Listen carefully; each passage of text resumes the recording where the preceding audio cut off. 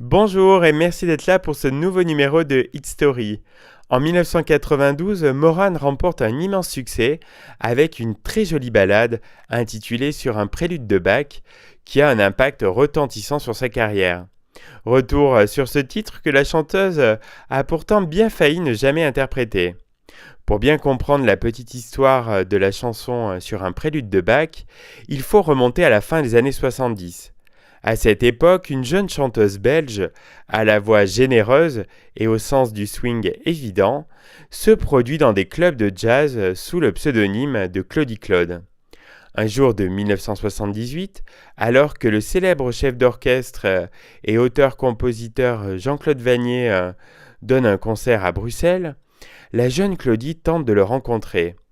Elle connaît son travail pour Gainsbourg, Barbara ou Michel Jonas et rêve à son tour d'avoir une de ses chansons orchestrées par Jean-Claude Vannier. À l'issue de la prestation bruxelloise de ce dernier, Claudie parvient à se glisser en coulisses pour lui dire toute son admiration et en profite pour lui demander de travailler avec lui. Mais Vannier décline la proposition de cette jeune chanteuse inconnue. Un refus que Claudie prend très mal et dont elle se souviendra longtemps.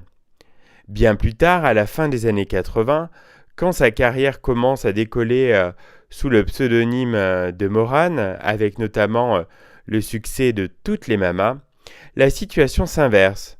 Cette fois, c'est Jean-Claude Vannier qui vient vers Claude pour lui proposer des chansons. En souvenir de leur première rencontre et du refus de Vannier, Claude Moran refuse à son tour de travailler avec lui.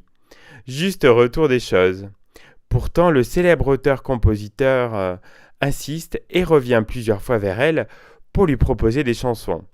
Un jour, il lui envoie même un énorme bouquet de fleurs, accompagné d'un texte qui évoque un prélude de Bach.